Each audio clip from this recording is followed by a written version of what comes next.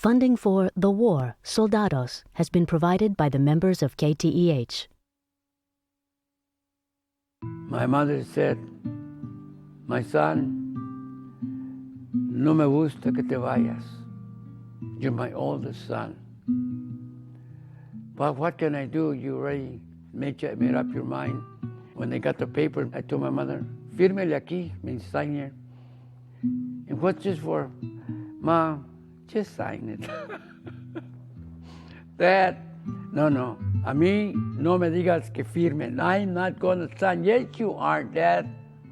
Come on, give me a break.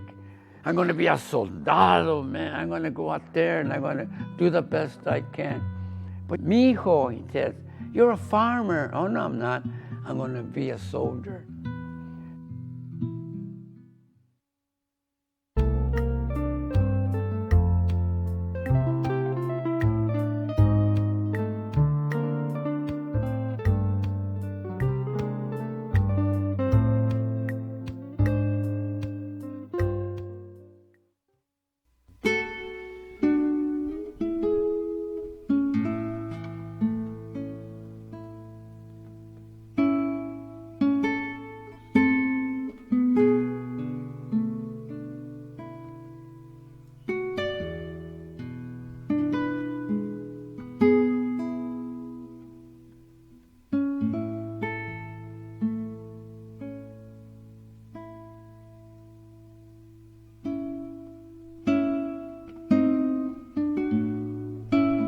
I started working in a farm when I was about 12 years old, working out in the fields under the vines, picking grapes, picking plums, pruning trees. My father was a foreman, and he was just keeping his eyes so that I could learn the right way, because someday you're going to be a foreman, and someday you'll be doing what I'm doing, pushing people to go to work. I used to tell my dad, "Dad, I don't think so." Well, it was hard. That's the only thing you can, a Latino person, my parents anyway, that's the only place you could work is a farm, because everybody else, you had to have education or it was all taken by somebody else. So this farm was, was open for us. As farm workers, it was, well, what should I say? We just lived in the fields. We lived under a tent, sometimes under a tree, in the car. We never had a home or nothing that we'd call it a house. It was always out in the field.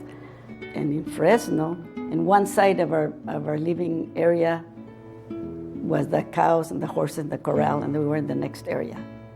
I would drop out of school when I was 16 because I had to go help my dad work in the fields and do some kind of work he was doing. Get up early, go to work, cold weather, hot weather, just suffering, I guess we call it. I don't know. It was very hard, especially for the, toilets or whatever the house that they call them.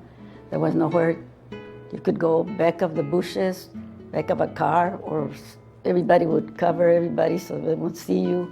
And there was no water. We had to get your own water because they wouldn't give you water or nothing. You had water, you'd drink. If you didn't, forget it. Back in the early days, one of the worst conditions, aside from all the discrimination, the prejudice, no facilities, no running water, and a lot of sexual harassment, was the infamous short-handled hoe. The purpose for that, from a grower's perspective, was you could see that the workers were working because they were always hunched over, actually working. If you get a long-handled hoe, they could just stand there and rest against it. If they're down and they're moving, it's better. That was the theory. But what it did for the workers is that it created a lot of shoulder, neck, and back pain for them.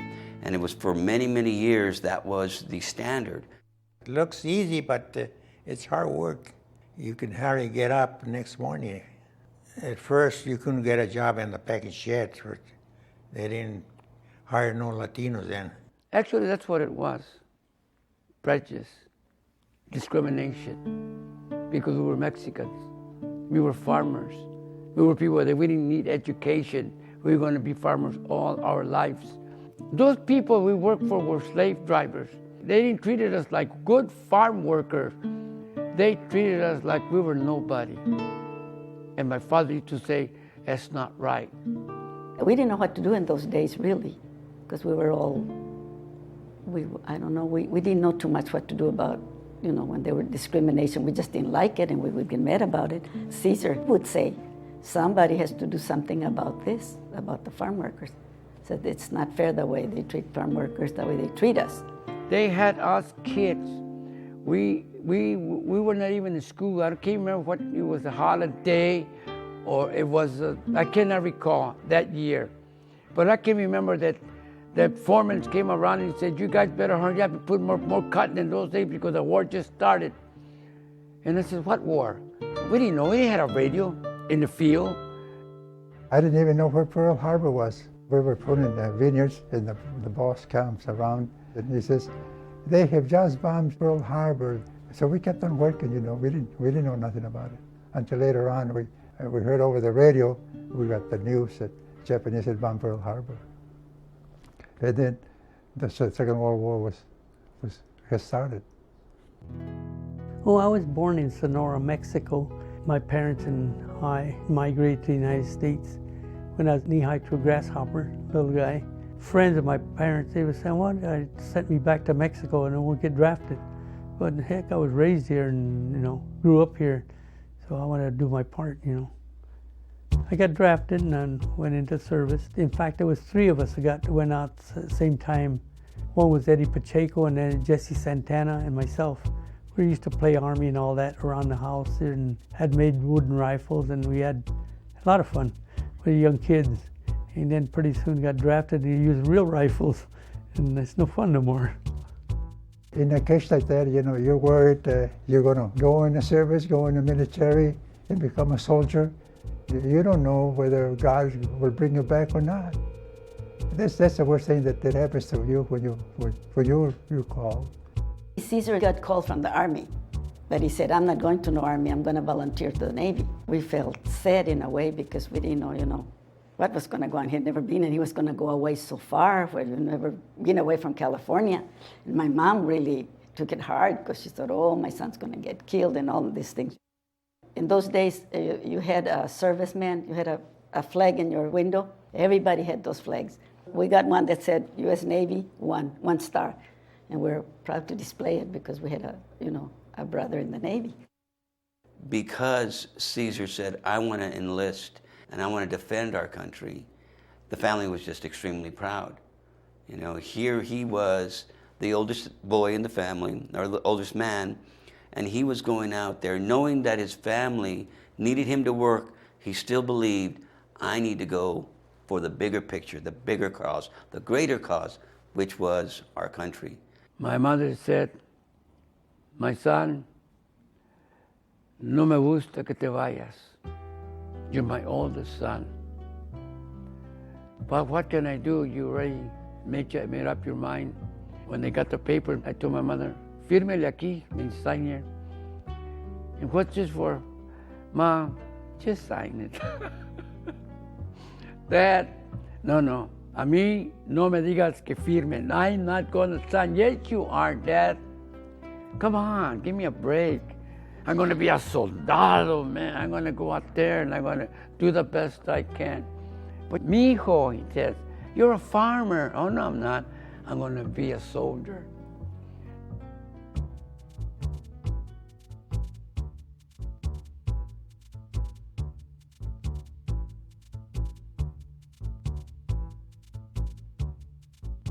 All we were doing is basic how to act as a soldier, what to do and how to salute and how to act among soldiers and try to get along with one another. They used to make fun of me because I didn't know how to speak good English, which it was not right for them to make fun of me, but they started calling me Mexican. I didn't mind it. I'm Mexican, so I accepted it. I was brought up among Mexicans. I didn't know a word in English. I remember him speaking to me about, Guam and how hot it was and sometimes how really difficult it was for him to adjust. But he was used to that hot weather when he worked in the fields. Other sailors were just dying, he said, and they would say, Caesar, how could you do this? How could you bear to be out there, scrubbing the barnacles or painting the boat or, swabbing down the deck. And Caesar said, well, that's because of the hard work that we used to do as kids. This is really nothing. So in a way, I was working in the field, working hard. I mean, that's all the life you know. So the military is a hard life. I was used to it. It didn't bother me. One thing happened to me one night. We made a hike with a full field pack, 25 miles. We went 12 and a half miles one way and 12 and a half miles back. So I went to have dinner and took a shower and got ready to go dancing. At the EM Club, Enlisted Men's Club, there's a dance every Wednesday. It was a Wednesday.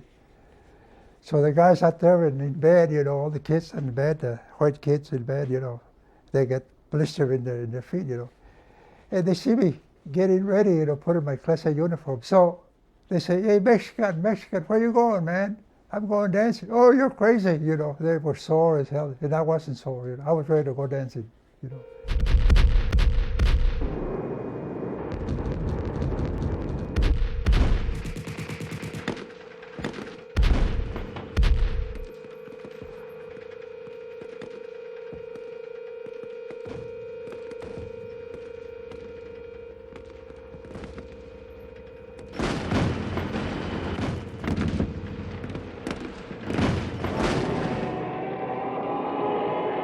Fear comes upon you. They had fear, we had fear.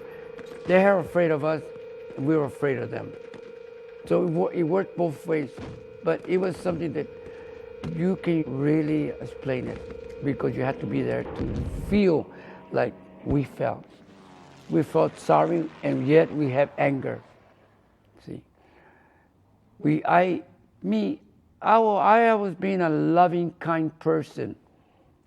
But when it's war, it's different. Well, they give a lot of credit to heroes. And I always have said that a hero has to be scared to do the things that he does. No matter where you are, you're afraid of death. I didn't want to die, At 21 years old, I have a long and hope that I live a long life, I didn't want to die, so. But you're in war where there's bombs and artillery shells dropping on you and smaller arms. I mean, you don't know whether you're going to make it or not. One time in Germany, we were dancing up hills, not a big one, but a small one. And there were a lot of machine gun places there. As I was going up to one part of that hill there, a German jumped out of the hole, and I was pretty close to him too. We both stand up there solid without moving. So we don't know what to do, so I guess I don't know. At that moment, I kind of reflect and say, well, it's going to be me or him. The time I was really scared was when we were on the side and away from the front line. And then there was an airplane flying around, circling around like that. It was very, very, very dark. And then he started dropping flares on a parachute, and then you could see everything like that. And then phone rang and says, "Don't move and don't light any lights, because they might see us." So after the plane flew away and flares went out, then we got a phone rang and said, "Prepare for action," because we thought we were going to come and bomb us. Well, it's a real thing right there. You get scared and you don't know what to do, and just pray, and you don't know where you're going to get it. It feels real bad to lose a friend up there. Well, Claude Mendoza and I had basic training together, and when we went overseas, we got separated, and he was going on a ration party up the hill, and he got ambushed during that, and he never did come back. We were watching over the hedgerow. Enemy was on the other side. They were shooting at us and us at them. Anyway, as I was looking, My sergeant said, "You look this way," and I looked the other way, so I did. And just then fire came from that area, and so I fired right back. As all the firing was, when I looked at my sergeant, he was, we were both on our knees, but he didn't fall. He took a hit on the neck, in one side, not the other, but he didn't fall. When I fired back, well, I believe I got the guy. In fact, I know I did, because we found a weapon and he had a bullet hole in his forehead. Oh, he didn't feel what hit him either, just like my sergeant. He didn't feel nothing. Anyway, when the firing subsided a little bit, stopped, I laid my sergeant down and straightened up his legs. And then straightened up his legs, and then, well, there's not too much I could do for him because, he was dead.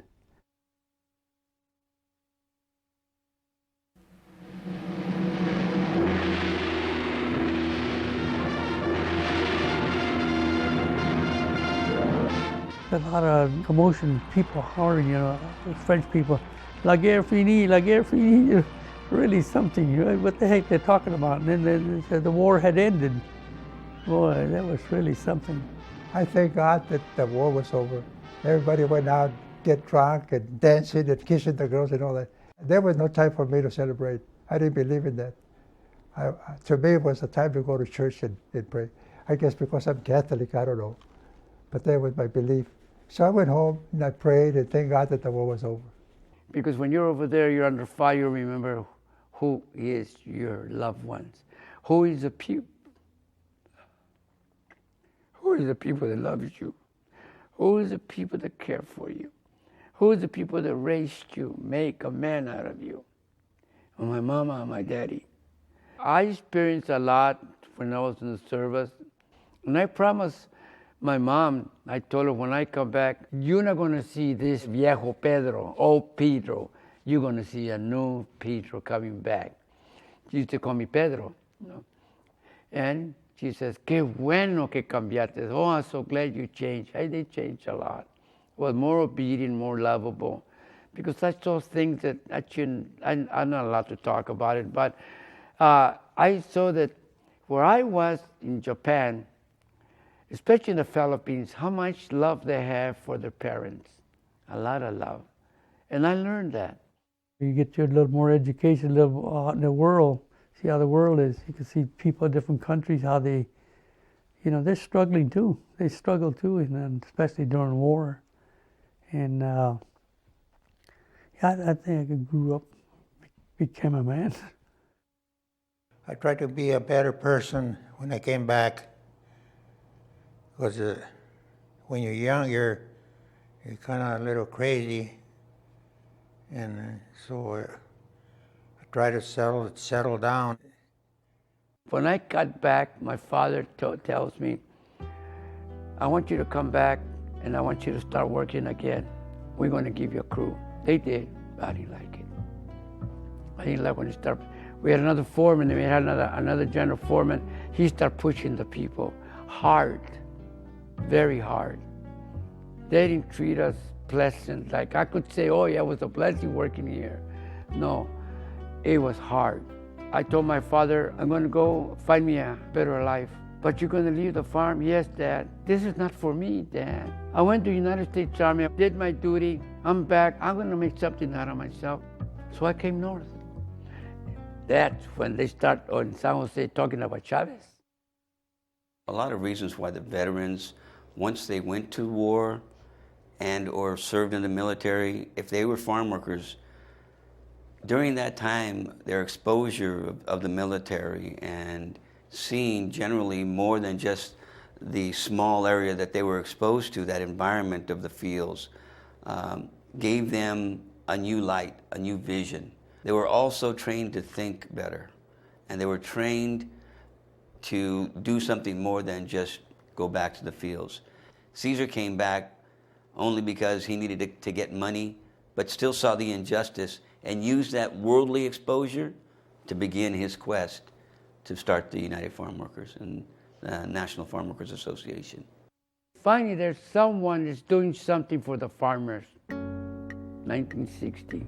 I can remember like a dream when we started hearing about him, when he got stronger and stronger. And my father used to say, I hope he gets stronger yet because we need somebody like that.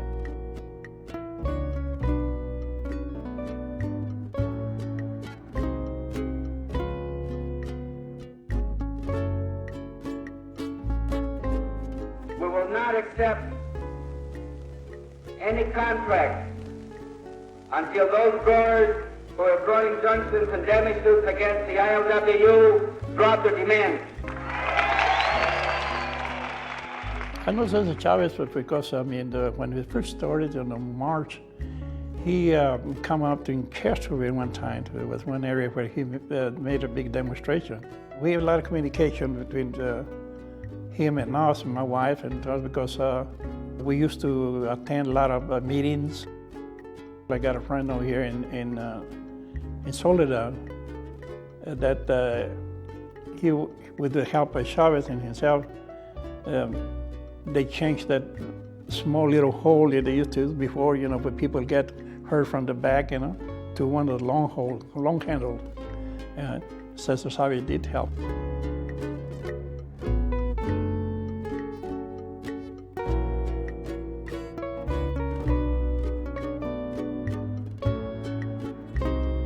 I believed in him because no American did a darn thing for the Mexicans. Martin Luther King did a lot for the Negro people, but we had nobody to do something for the Mexican people. But he did. He got water in the fields. He got restrooms in the fields. He did away with pesticides. A lot of people hated him, but he helped the Mexican people. He was able to connect with the older World War II generation because he lived it.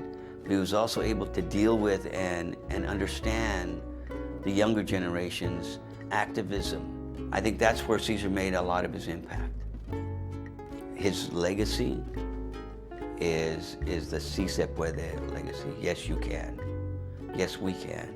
Here's a farm worker, 8th grade education, that was going against agribusiness, $1 billion a year industry. And he was able to make changes because of that positive attitude that I spoke about. And that's that Si Se Puede attitude. I think that's his biggest legacy. Along with everything else that he believed in, environmentalism, social justice, workers' rights, Chicano movement, voluntarism, activism, social reform, all of that can't be done unless you believe that it can be done. So I think his greatest impact and his greatest legacy was sharing with his family and with people from throughout the country and in the world, that if you have that desire, if you really have a dream, it can be done. This is my Sergeant Daniel Tremper. This is a picture that was taken off of a wedding picture that he was in. After I got out of the service and discharged, I tried to find out where he was buried. And I thought he was buried in the States. We all talked about the States all the time. I looked for 55 years for my sergeant, and I never could find him until that 99 when I found him. He's buried in Normandy. I went down and saluted his grave, this last salute. I honor the memory of my sergeant. A couple years ago, 2004 in fact, we were visiting the cemeteries, and there was a German cemetery over there, and I went and visited the cemetery over there too. Just courteous, or whatever you want to call it. All the German cemeteries, a lot of guys there, so maybe some of them guys I put down there too, so you never know. And it's really sad, but our cemeteries, there's 9,000 something buried, and right there where my sergeant is buried. So that's all our people. And I think there's about 8, 9 cemeteries in Europe like that. It's hard, Each one of them guys buried there, each one got a mother and father. Yeah. And I looked out, the good Lord didn't need me. Yeah. The Mexican men that went to serve our country bettered themselves by the war. A lot of them went to school, got the GI Bill, and got any job we wanted. If you qualified for it, if you were a veteran, you got the job. Look at the banks, look at the stores, look at the police. before that, you hardly saw any policemen, Latinos here. That's how prejudiced people were. During the time I was in the service, a lot of us Latinos, earned a lot of brave things. Just because we have, a Latin surname, they don't want to recognize you. We had a lot of people who did the job the same way like everybody else. We would never recognize it. If it wasn't for some of us Latino war veterans, I don't know what would have happened to this country, because we were there to fight. We weren't there to back up. We are brave Latinos. I was brave when I was over there. I never gave up. I never turned back. I said, I'm doing it for my country. I'm doing it for my parents, for those that believe. We are Latinos and we're not going to give up. We were always obedient, going forward, doing the job of a soldier. My company, my division, were brave. We were a lot of Latinos from Texas, from Arizona, from New Mexico. They used to say, encourage each other, no te rajes, means don't give up, keep going, come on, let's go. And we would do it again if we had to. I'm 80, and I'm willing to go back and teach them that we Latinos got nerve. We are brave.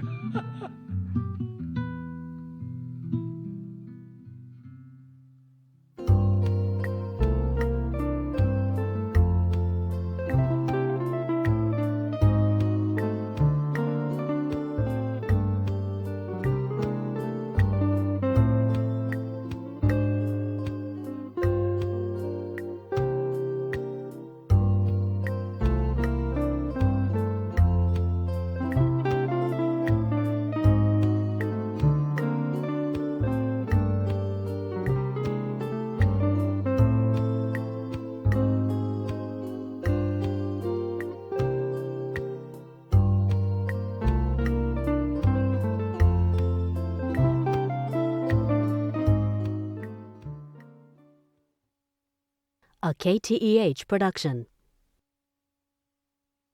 Funding for The War, Soldados has been provided by the members of KTEH.